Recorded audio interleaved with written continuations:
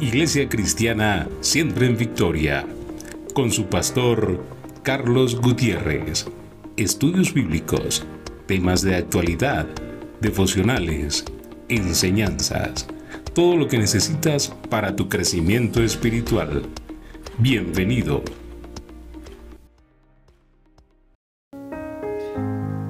Primera de Juan, capítulo 5. Todo aquel que cree que Jesús es el Cristo es nacido de Dios, y todo aquel que ama al que engendró, ama también al que ha sido engendrado por él. En esto conocemos que amamos a los hijos de Dios, cuando amamos a Dios y guardamos sus mandamientos, porque este es el amor a Dios, que guardemos sus mandamientos, y sus mandamientos no es gravoso o no son gravosos. Amén y amén. Le pido al Señor, Padre Santo, que seas ministrando esta palabra en nuestras vidas para tu honra y para tu gloria. Amén y amén. Puedes tomar asiento. Debemos conocer a Dios. Si tú le preguntas a la mayoría de la gente que si cree en Dios, te van a decir que sí. Y mucha gente cree conocer a Dios. Pero los actos, las actitudes, lo que llamaríamos frutos, contradicen ese dicho.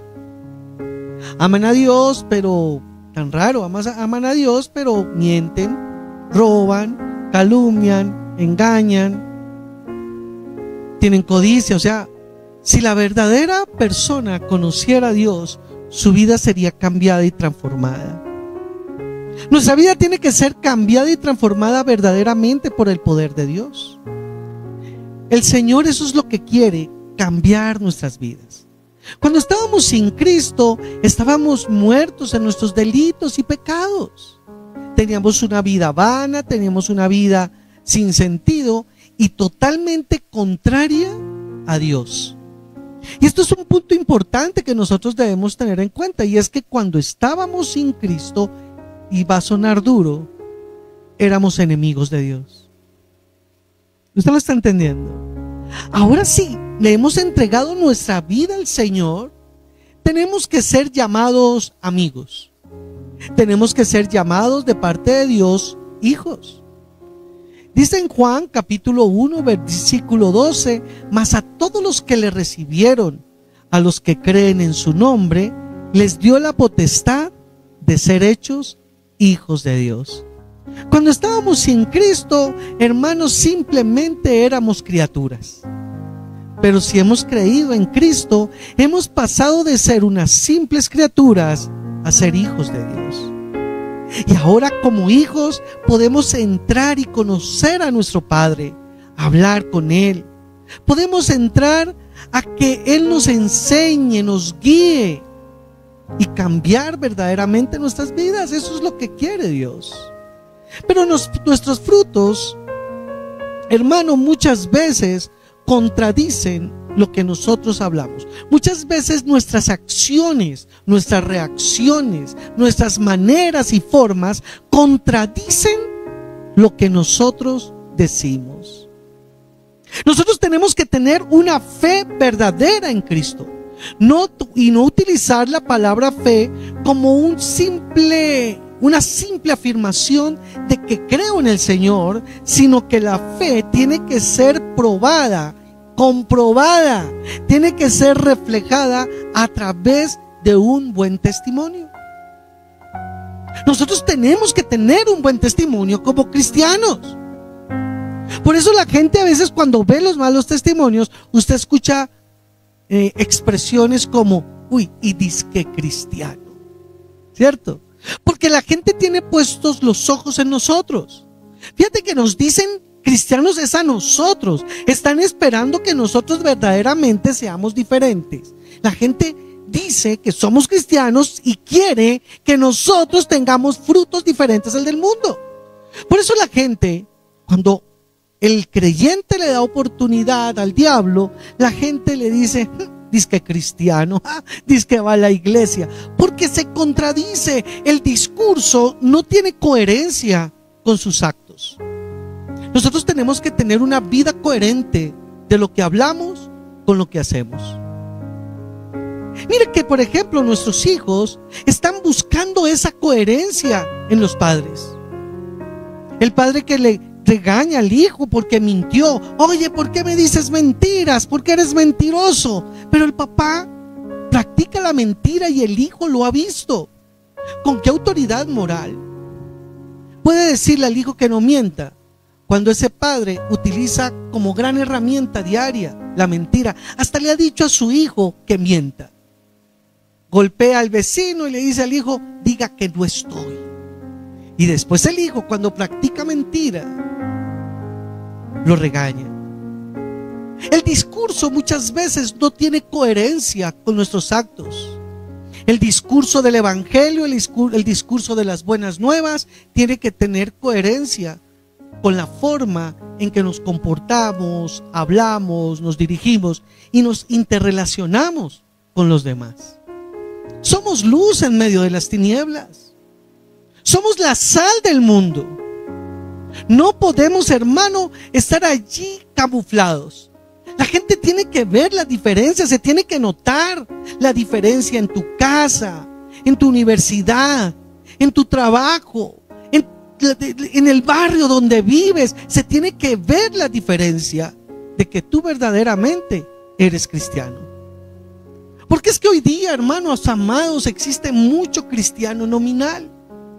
Cuando te digo de cristiano nominal es que se hace llamar cristiano, pero no lo son. Cristo pagó a precio de sangre el pecado de nosotros para que nosotros tengamos una vida cambiada y transformada. No una vida religiosa diciendo que creemos en un Cristo de poder cuando no dejamos que obre en nosotros. El Señor habla en Apocalipsis 3:20 diciéndole a la iglesia: he aquí estoy a la puerta y llamo, y si alguien oye mi voz y abre, yo entraré a él y cenaré con él y él conmigo. El Señor quiere que nosotros le abramos el corazón, la puerta, para que seamos cambiados y transformados. Pero muchas veces decimos que creemos en él, pero le cerramos la puerta. No queremos que tome el control de nuestros pensamientos. No queremos que tome el control de las diferentes áreas de nuestra vida. No queremos entregarle nuestra sexualidad. No queremos entregarle la dieta. No queremos entregarle las finanzas. No queremos entregarle la familia. No queremos entregar los negocios. Queremos seguir andando como cuando estábamos en el mundo. Acá no es dejar de reír. Acá no es dejar de hacer de pronto algún comentario gracioso. Aquí no es de dejar el televisor como lo hablábamos en esta mañana. Acá se trata de dejar el pecado. Porque hay gente, hermano, que dice: yo ya no soy del mundo. ¿Pero a qué te refieres que ya no eres del mundo? Porque simplemente cambiaste un estilo de música o una forma de vestir, pero tu mente, tu corazón sigue siendo endurecido y entenebrecido por el pecado. Debemos dejar que Cristo nos cambie y con su espíritu nos santifique. Porque si algo es cierto, amado hermano, es que sin santidad nadie verá al Señor. Hablábamos hoy algo en el ayuno que me quedó sonando: el perro es perro, así lo lave y le ponga zapaticos. Pero en algún momento, cuando se dé cuenta, ese perro se está comiendo el vómito, porque no deja de ser perro. El pecador jamás dejará de ser pecador si simplemente se pone unos zapaticos o se pone una pecherita. El pecador deja de ser pecador cuando confiesa verdaderamente su pecado a Cristo y le pide que lo cambie y lo transforme y le entrega su vida para ser una nueva criatura. El viejo hombre tiene que quedar en el pasado y no tiene que aflorar más. No tiene que salir más el pecado en nuestra vida. Por eso, mira lo que escribió Juan, inspirado por el Espíritu Santo. Primero, versículo 1. Todo aquel que cree en Yeshua. ¿Cuántos creen en el Señor? Ahora, aquellos que creen que Yeshua es el Cristo, que el Yeshua es el Mesías, el Salvador. Esto es lo que tenemos que creer. Y cuando hemos creído, dice, es nacido de Dios.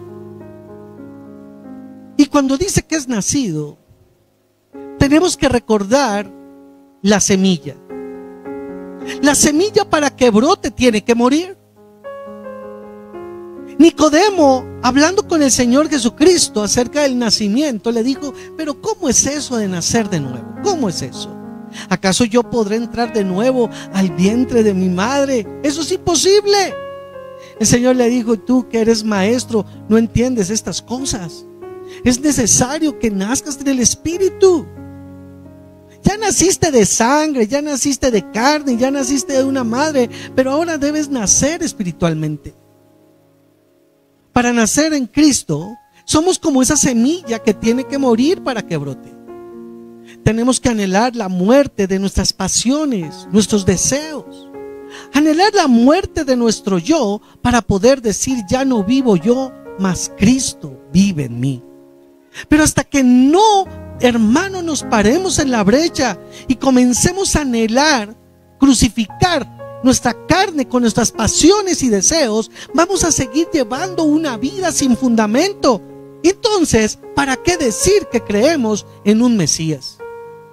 Si crees en el Mesías, si crees en Yeshua HaMashiach, tienes que morir a tu yo y nacer de nuevo. Y esto también nos da una gran esperanza, y es saber que todas las cosas que nos hacían daño, todo lo que nos estaba matando, Cristo lo venció, y que ahora tenemos vida eterna y salvación juntamente con Él. Y esa es la mejor noticia, la esperanza de la vida eterna, la certeza de la salvación.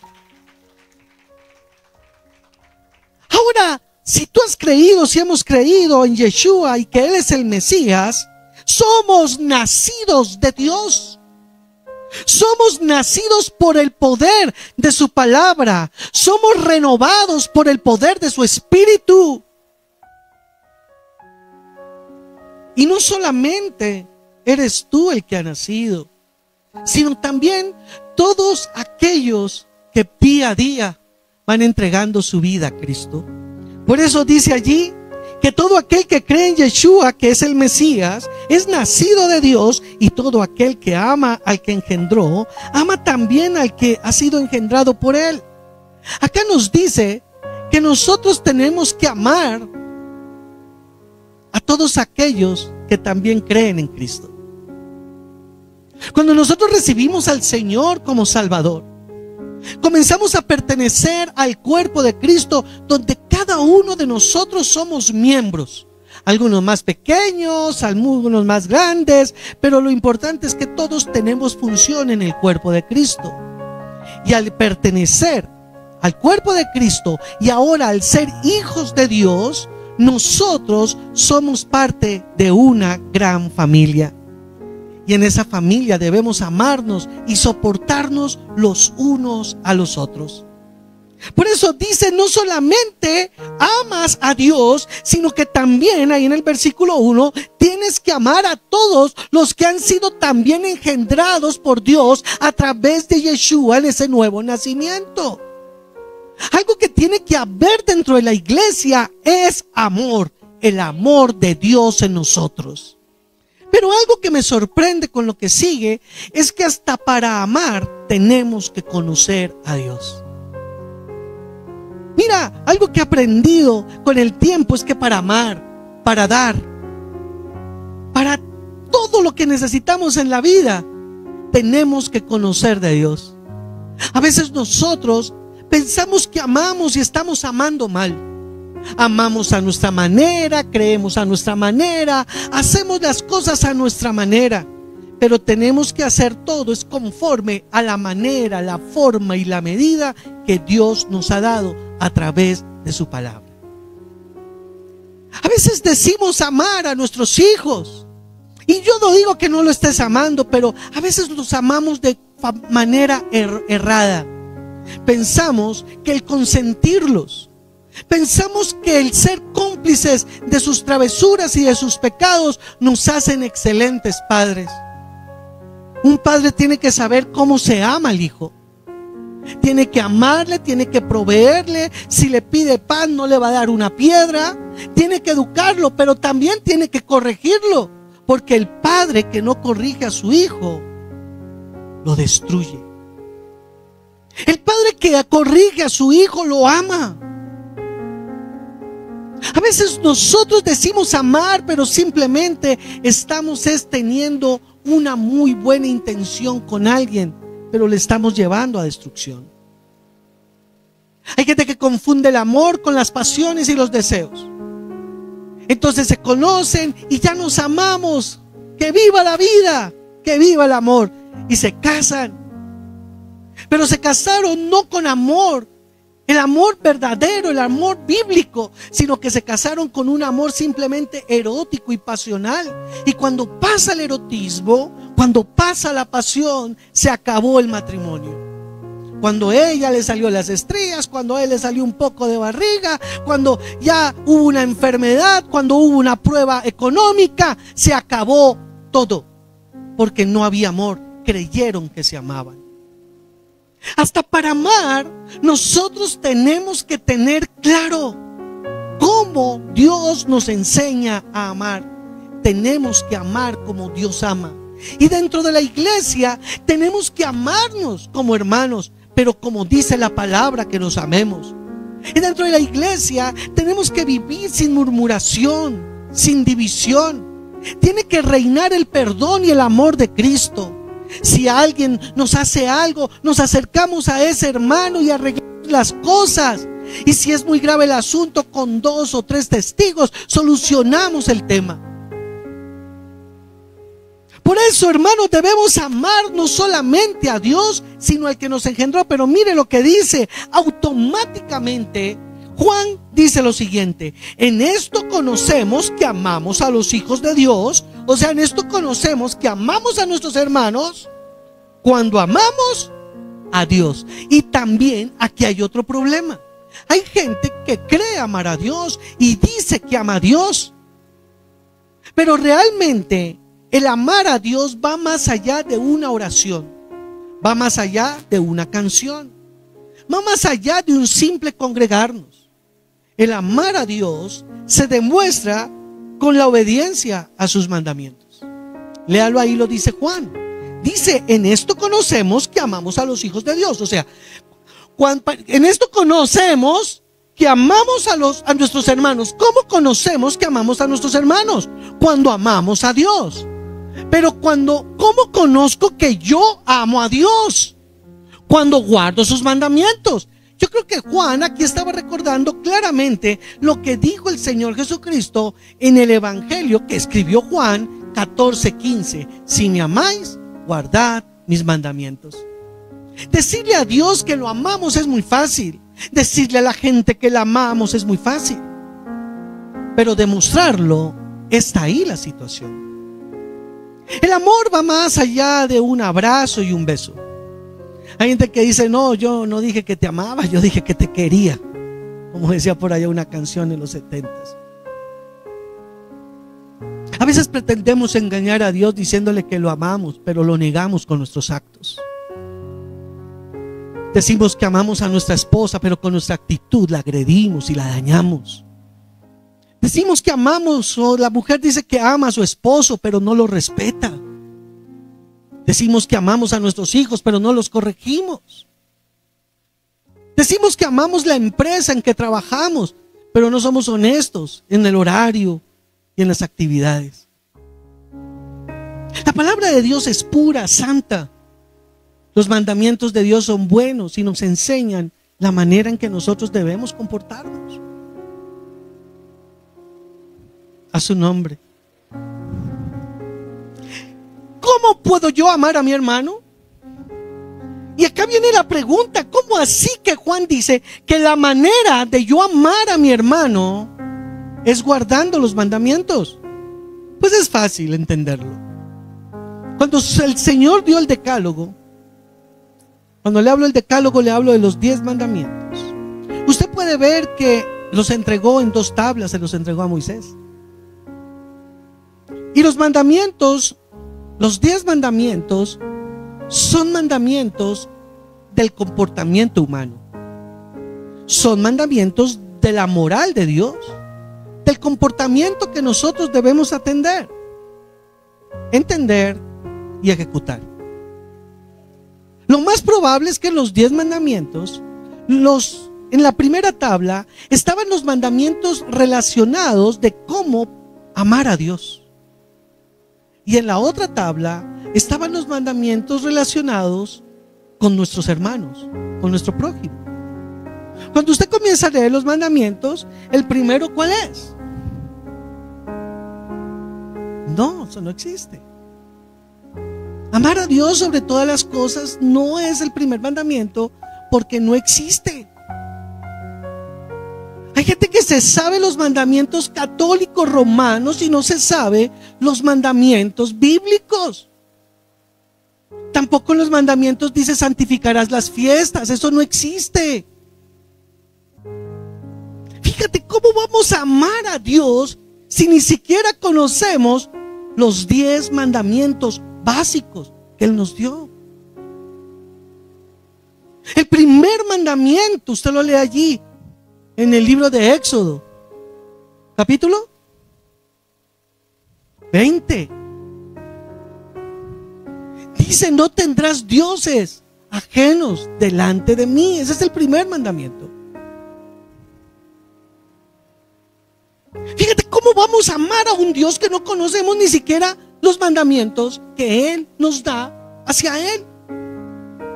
Sí, lógicamente puede estar intrínseco ahí metido que amaremos a Dios sobre todas las cosas, pero así no lo dice su palabra. Lo primero que dice es: no tendrás dioses ajenos delante de mí. Primer mandamiento. Y comienzas a leer de ahí para abajo los mandamientos y te das cuenta que la primera tabla que le dio a Moisés fueron hacia Dios, hacia Él mismo. ¿Cómo amar a Dios? Lo primero que te está diciendo es: ámame. Y para amarme, tú no puedes tener dioses ajenos delante de mí. Un Dios ajeno no es lo mismo que la idolatría. Un Dios ajeno es que tú, hermano, le digas Dios a un Dios que no es el bíblico. Porque hay gente que le dice Jesucristo a su Señor y Salvador, o le dice Yahweh o Jehová, pero ese Dios le permite ídolos, le permite ir al brujo, le permite emborracharse, le permite el espiritismo. Ese es un Dios ajeno, ese no es el Dios de la Biblia. Mi Dios me prohíbe la idolatría, me prohíbe el espiritismo, me prohíbe todo lo que me hace daño, porque Dios es celoso. Entonces, cuando Dios le entrega los mandamientos a Moisés, le entrega la primera tabla con los mandamientos correspondientes a lo que es la relación con Dios. Tú no puedes amar a Dios como te plazca. Tú no puedes amar a Dios como crees que se ama a Dios. Tú tienes que amar a Dios como Dios mismo determinó que debe ser amado. El segundo mandamiento es: no te harás escultura ni imagen de nada de lo que está en el cielo, la tierra, bajo la tierra. No las harás, ni les serviréis, ni te postrarás delante de ellas. Este es el segundo mandamiento. Entonces fíjate que hay gente que tiene dioses ajenos que le permite tener ídolos. Y dicen Jesucristo, pero están frente a un ídolo. Es un Dios ajeno, primero que todo, y más encima está practicando idolatría. ¿Cuál es el tercer mandamiento hacia Dios? No tomarás el nombre de tu Dios en vano. Ese es el tercer mandamiento. ¿Cómo amamos a Dios? No teniendo dioses ajenos, no teniendo idolatría y no tomando el nombre de Dios en vano. A veces la gente piensa que tomar el nombre de Dios en vano es solamente jurar. Sí, eso es tomar el nombre de Dios en vano. Jurar en vano, jurar en falso. Le juro que mañana estoy a las 3 de la tarde, se lo juro por Dios. Y usted ni siquiera sabe si puede llegar. Pero hay gente que también utiliza el nombre de Dios en vano, de muchas maneras. Dicen: ay, Jesucristo, cuando están haciendo una inmundicia. Dios, y están matando a alguien. Chistes con el nombre de Yeshua, chistes con Dios. Eso es tomar el nombre de Dios en vano. Medita en esto, hermano, porque esto es lo que Dios está hablando. Yo quiero que me ames, dice el Señor, pero ámame como yo te digo que me ames, no como tú piensas que me debes amar. Dios te ha dado a ti la manera, nos ha dado la manera, la forma en la cual Él debe ser adorado. Te amo, Señor, pero eres fornicario, no amas a Dios. ¿Crees amarlo? Te amo, Señor, y consultas todavía del tarot y el horóscopo y eres agorero. No amas a Dios, crees que lo amas. Quieres de pronto amarlo, pero es hora de que se lo demuestres dejando el pecado. ¿Cuál es el otro mandamiento? El Shabbat, el día de reposo. Y de ahí para adelante siguen los mandamientos que son hacia los hermanos. ¿Qué nos está diciendo en la primera carta de Juan? Para amar a tus hermanos debes amar a Dios y guardar sus mandamientos. Mira lo que sigue después del Shabbat, después del día de reposo. Siga. Honra a padre y madre. Un cristiano, si ama a Dios, obedece el mandamiento de honrar a padre y madre. Fíjate que ama a la mamá solamente el día de la madre y le compra una olla a presión para que le prepare unos frijoles. A su nombre. ¿Quién vive? Después, ¿qué sigue? No matarás. Entonces, si yo quiero amar a mis hermanos, debo pensar nunca jamás en quitarle la vida. Esta es una manera de amar a los hermanos. ¿Qué sigue después de no matar? El adulterio es tremendo. Si tú amas a tu hermano, no le vas a quitar su esposa, su esposo.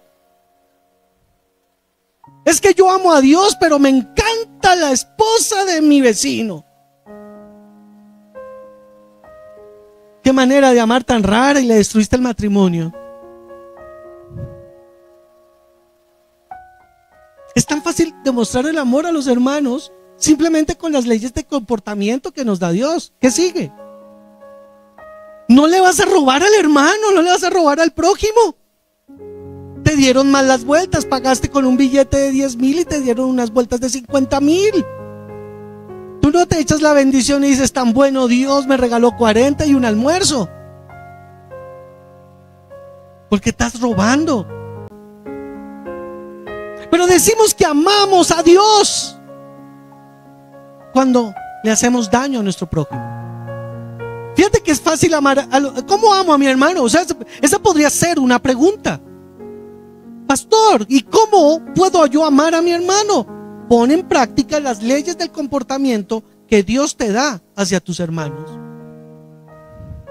Estamos leyendo las básicas, pero usted puede encontrar más en la Torá. Devuelve al buey perdido. Tantas cosas que encontramos, ¿cierto? ¿Qué sigue después de este? ¿Cómo? Imagínate este. Y eso es lo más común dentro de la iglesia muchas veces. Murmurar del hermano. Ay, no sé, pero yo siento que la hermana está como en pecado. No puede un hermano darle una gripa, una enfermedad. Eso es que está en maldición. Mira, hermano, hay una palabra tremenda que empieza la división y la murmuración dentro de la iglesia y dentro de la sociedad, pero estamos hablando de la iglesia. A mí me parece que el hermano debe estar en pecado. A mí me parece. Ya le perdona a Dios porque usted ahí no amó a su hermano y creó un falso testimonio. Porque ese a usted me parece queda como una semilla. Una semilla, hermano, de maldad en el oyente. ¿Qué sigue? No codiciar las cosas del hermano, de la hermana.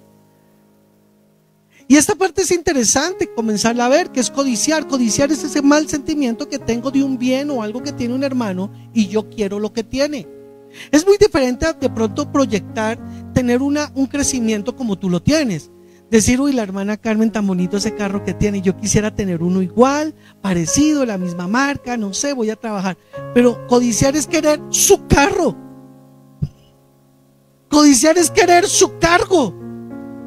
Codiciar es querer su casa y hacer todo lo posible para quitárselo.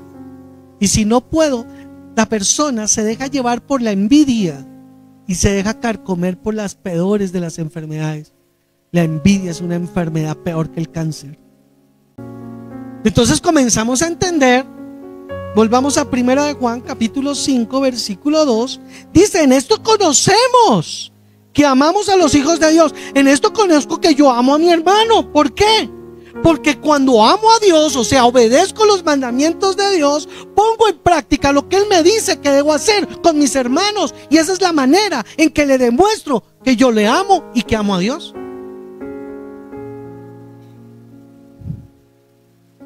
Versículo 3. Pues este es el amor a Dios. Y ahora lo que aclara Juan. Ya nos está diciendo que como cristianos, si hemos creído en Cristo, tenemos una vida transformada, cambiada. Y ya nos explicó cómo debemos amar a los hermanos. Ahora él aclara en el versículo 3 de nuevo. Pues este es el amor a Dios. Que le cantemos los domingos en la mañana y hagamos el resto de la semana lo que queramos. Ah, no dice eso. Que guardemos sus mandamientos. Que guardemos sus mandamientos. Es la manera en que amo a Dios. Es el hijo de carne, nuestros hijos. ¿Cuál es la mejor manera de mostrarnos que nos aman? La obediencia. Un hijo honra a su padre no con besitos y caricias, lo honra con la obediencia. Nosotros no honramos y glorificamos el nombre del Señor con oraciones y cantos vacíos, sino con obediencia. Bautízate, ¿te bautizas? Cásate, ¿te casas? Deja la borrachera, la dejas. Deja los ídolos, los dejas. Te amo, Señor. Y es en unión libre. Te amo, Señor. Y tiene atrapasueños en la casa. Te amo, Señor. Y juega el chance todos los días. Te amo, Señor, pero cuando no está el pastor, pinchín, las borracheras. ¿A quién pretendemos engañar? La única manera de amar a Dios y demostrárselo es guardando sus mandamientos. Versículo 3, pues este es el amor a Dios. ¿Cómo le demuestro yo mi amor a Dios? Guardando sus mandamientos. Y reconociendo algo, reconozca eso, que los mandamientos del Señor no son gravosos. Y ese es el problema de la obediencia en la iglesia. La gente piensa que los mandamientos de Dios son una carga pero muy pesada. Y mientras la iglesia siga manteniendo el concepto de que los mandamientos de Dios son muy pesados, no va a avanzar en la santificación, no va a avanzar en la obediencia a Dios. ¿Y sabe qué es lo peor, hermano? Va a sonar tremendo, pero créalo, muchos se están engañando acerca de su salvación. El que robaba, ese es un mandamiento. ¿Cuántos dicen amén? Oiga, pero le parece gravoso, le parece pesadísimo los mandamientos de Dios, pero no le parece pesadísimo la esclavitud que le pone Satanás. Esa sí le parece ligera, esa sí le parece suave, esa sí le parece llevadera. Los mandamientos de Dios son pero muy difíciles de cumplir. Son dificilísimos, son muy pesados, pero ¿no le parece difícil quedarse en una mesa, en una tienducha, toda una noche tomando cerveza? Eso sí no le parece gravoso. ¿No le parece gravoso, hermano, al otro día tener una resaca de los 1000 demonios? ¿No le parece gravoso haberse gastado todo su salario y toda la quincena y haber dejado a su familia sin mercado? Eso no le parece gravoso.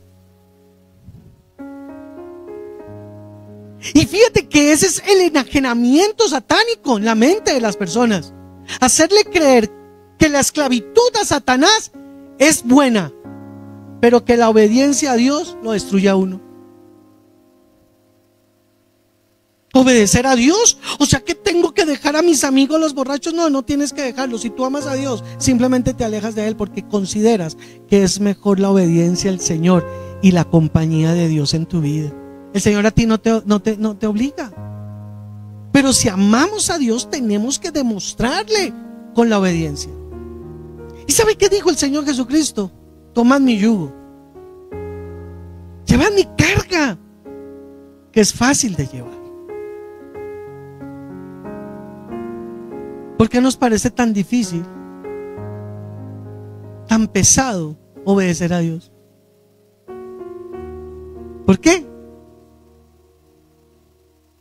Porque internamente tenemos una lucha de la carne contra el espíritu, pero el que usted ejercite, ese es el que crece.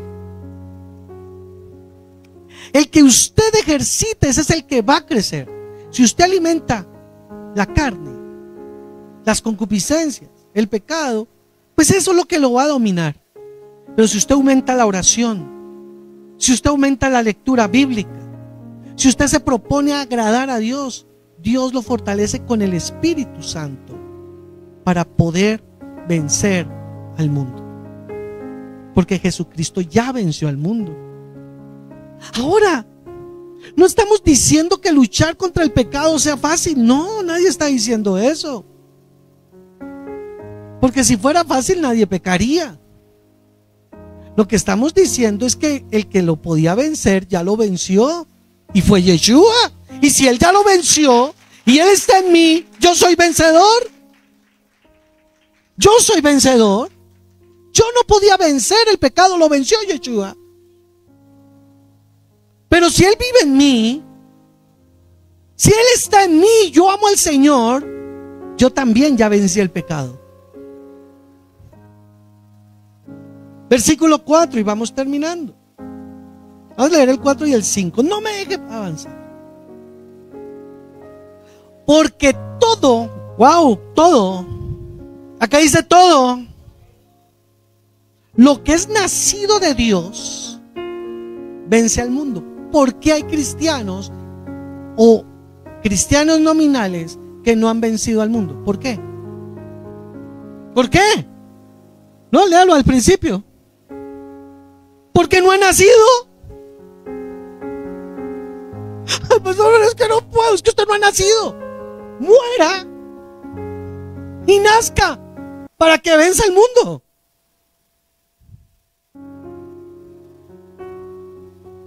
Pastor, es que estoy dejando de fumar. Ah, bueno, hermano, ¿y cómo está haciendo? Estoy partiendo el cigarrillo y ahora me fumo medio cigarrillo.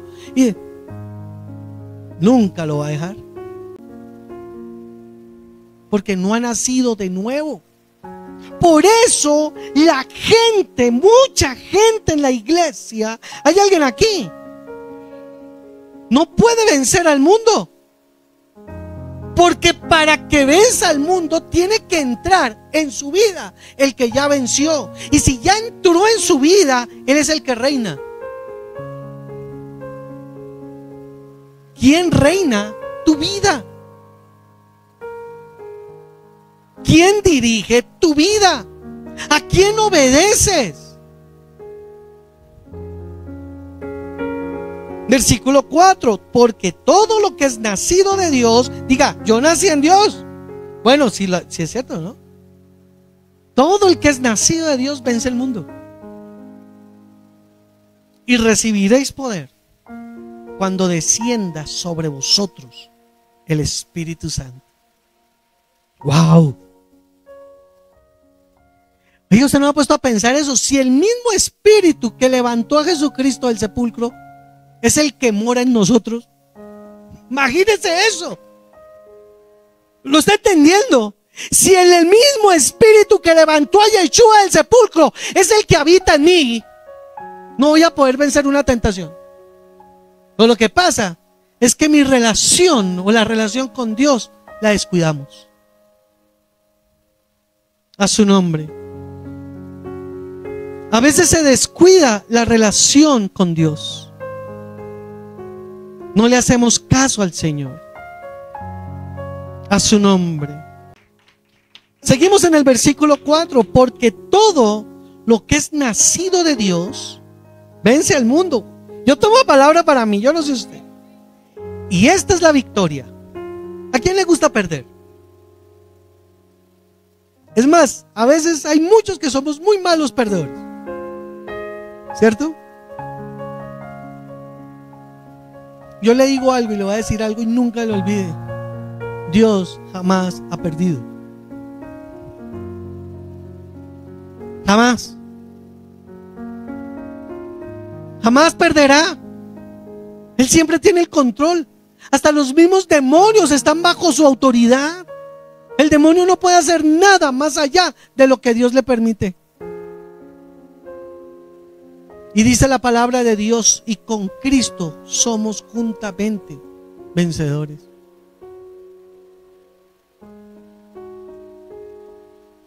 O sea, estar en el equipo que de hecho ya ganó, eso es una cosa tremenda, ¿cierto?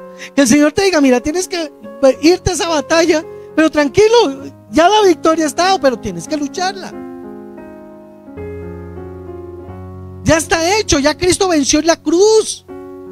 Ya venció al diablo, venció la muerte. Entonces, ¿por qué hay tanto derrotado dentro de la iglesia? Y yo no te estoy hablando de finanzas, estoy hablando de la derrota del pecado. Porque hay gente que se deja derrotar de la tentación que pone el diablo. Porque este es otro punto importante, y es que el diablo no te obliga a pecar, él solamente te pone la tentación. El que peca eres tú. Pastor, es que no pude ni luchaste. A veces no queremos luchar la buena batalla de la fe. ¿Sabe por qué eso obedecemos a Dios? Porque no lo amamos lo suficiente. Nosotros pecamos porque no amamos a Dios lo suficiente. Amamos más las cosas del mundo, amamos más la novia, amamos más a un amigo, amamos más una disco, amamos más un bar que a Dios. ¿Qué ha vencido al mundo? Nuestra fe. Pero una fe, como dice Santiago, una fe con obras, porque la fe sin obras es muerta. ¿Cuánta gente dice tengo fe? Y piensan que fe es que voy a tener una casa. Es que fíjate cómo es el problema.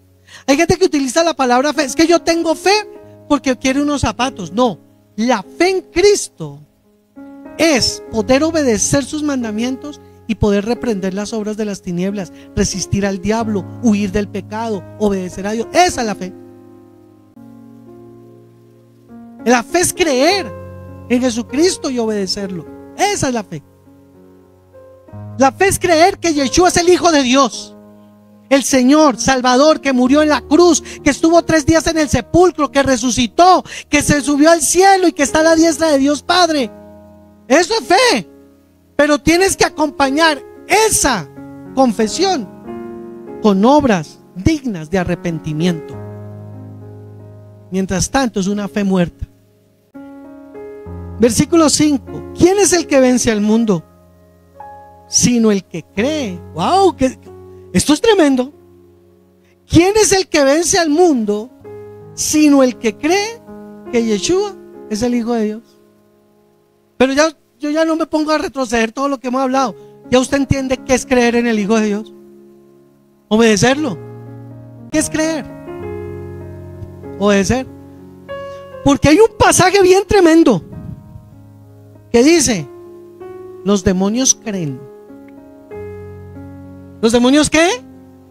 ¿Y qué? Y tiemblan. Pero un demonio jamás va a obedecer los mandamientos de Dios.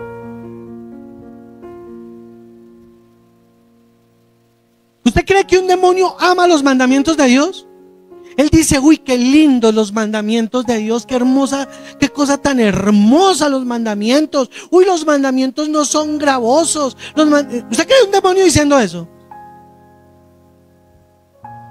Pero ¿sabe qué es lo peor? Que hay muchos cristianos que tampoco dicen eso.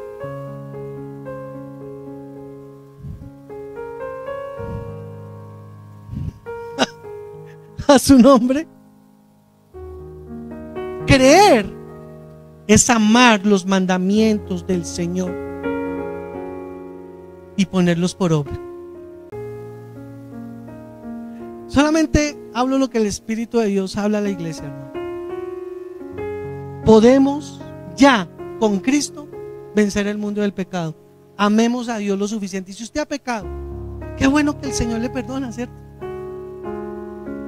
Ya, Señor, perdóname. Pero usted tiene que hacer caso al consejo que el Señor Jesucristo hacía con muchos. Vete y no peques más.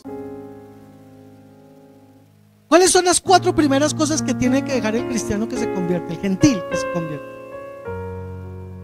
Hechos capítulo 15. No fornicarás, no comerás, o sea, no tendrás ídolos, no comerás alimento con sangre, ni alimento ahogado. El resto de cosas apréndalas en la iglesia. O sea que mire que lo primero que tiene que hacer la persona es: yo soy cristiano, dejo la idolatría. Yo soy ahora cristiano, dejo la fornicación. Yo soy ahora cristiano, no voy a comer nada que contenga sangre. ¿Qué más tengo que hacer? Pues llegue a la iglesia, como dice ahí la Gran Comisión, y aprenda todo lo que el Señor manda. Hasta para amar. Con esta frase termino. Hasta para amar debemos conocer a Dios. Vamos a ponernos de pie en esta noche. Señor, te damos gracias en esta noche, Señor. Gracias por tu palabra, Señor. Gracias. Aquí estamos, Señor. Hemos creído en ti. Hemos confesado que tú eres el Hijo de Dios. Pero, Señor, confesamos también hoy que muchas veces no te hemos obedecido. Y hoy comprendo, Señor, que las veces que he estado en desobediencia ha sido porque no te he amado lo suficiente. Tú le preguntaste a tu discípulo Pedro que si lo amabas, que si te amaba. Tú le preguntaste a tu siervo Pedro 3 veces que si te amaba. Y él te respondió que sí. Pero a las horas siguientes te estaba negando. Pero Pedro tuvo algo, Señor, y es lo que yo quiero tener hoy. Él comprendió tu amor. Él comprendió tu misericordia. Él comprendió el plan de salvación. Tú lo perdonaste, lo fortaleciste y luego lo llenaste de tu espíritu. Y levantaste de él, Señor, ese apóstol fuerte, ese apóstol fiel. Un día, Señor, hubo un fariseo, Señor, Pablo, que creía que te amaba y te perseguía. Pero tú lo confrontaste, le quitaste las escamas, lo llenaste de tu espíritu y fue un hombre fiel. Si así lo hiciste con ellos y con tantos más, yo te pido que lo hagas conmigo, Señor. Hazlo conmigo en esta noche, díselo.